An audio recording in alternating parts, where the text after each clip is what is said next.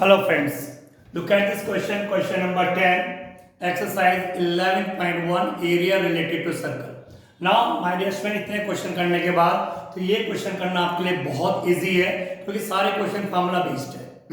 अभी केवल एनसीईआरटी की बुक के एग्जाम क्वेश्चन चल रहे हैं, इसमें एनसीईआरटी एग्जाम्पल के क्वेश्चन भी बहुत इंपॉर्टेंट है।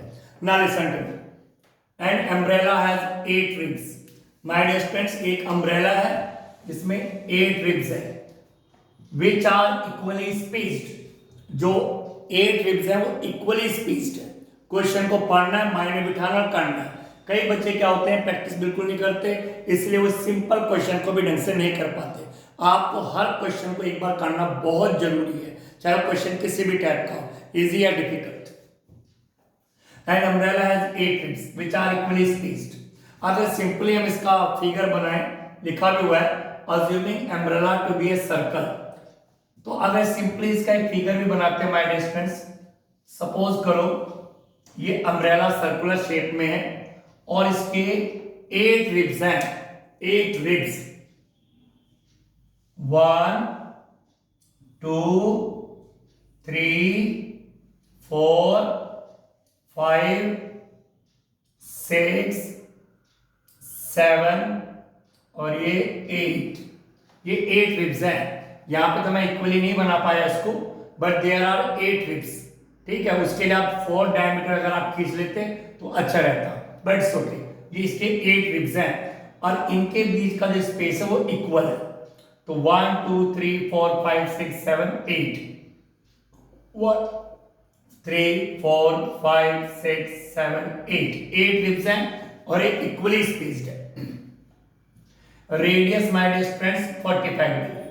तो आप जब इसको करने बैठेंगे सबसे पहले तो आप रेडियस लिखेंगे 45। ठीक, आपको निकालना क्या है, area between two consecutive ribs. ये इसका कंसेक्यूटिव, ये इसका कंसेक्यूटिव, ये इसका कंसेक्यूटिव, ये तो इन दो कंसेक्यूटिव के बीच का एरिया। तो आपको ये एरिया निकालना माय डियर फ्रेंड्स, इस रिब और इस रिब के बीच का ये एरिया है, ये आपको निकालना है। ठीक, ये आपके पास रिब्स हैं और उनके बीच का ये आपका जो एरिया है ये निकालना है। इस एरिया को आपको निकालना है, ये जो एरिया है। तो ये तो माय डियर फ्रेंड सेक्टर होता है, इट इज सेक्टर। सर्कल का ये पोर्शन सेक्टर कहलाता है। तो सेक्टर का एरिया निकालना आपको। तो सेक्टर का एरिया निकालने के लिए आपको ये जो एंगल है यहाँ पे थीटा, ये आपको एंगल पता होना चाहिए। तो पहले भी क्वेश्चन में बताया जा चुका है कि जैसे कि आपको पता है इस पॉइंट पर टोटल एंगल जो है दैट इज 360 डिग्री, 360। अब चूंकि इसके 8 इक्वल पार्ट्स हो चुके हैं, 8 इक्वल एंगल बन चुके हैं, तो 360 का जो टोटल एंगल है और उसके 8 इक्वल पार्ट्स हो गए, तो ये थीटा एंगल कितने का होगा, 360 विल बी डिवाइडेड बाय 8। अगर 10 इक्वल पार्ट्स होते 360 को 10 से डिवाइड करते तो ये आ जाएगा आपका 45 डिग्री। तो माय डियर थीटा की वैल्यू भी आ गई, बट इट्स ओके ना। ये अब सेक्टर बन ही चुका है तो एरिया ऑफ सेक्टर निकालना हमें। Area of sector, area of sector formula है theta upon 360 into pi r square. This is the formula of this area of sector, theta upon 360 into pi r square. Now listen, theta की value कितनी है 45 upon 360 into पाई। अगर पाई की value bracket में given है तो it's okay, otherwise 22 upon 7। R की value कितनी है, रेडियस है 45, तो 45 इंटू 45। बस अब माय डियर फ्रेंड्स सारा वही बात आ गई।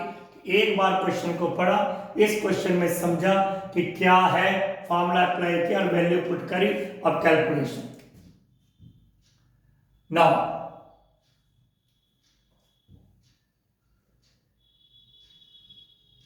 45 8 जा 360, 45 8 जा डायरेक्ट 360, 2 4 जा 8, 2 1 जा 2, 2 1 जा 2। अब कोई यहाँ पे कटिंग नहीं हो रही है। अब आपको 1 2 3 इन तीनों की मल्टीप्लाई करनी है, अपॉन में 7 4 28।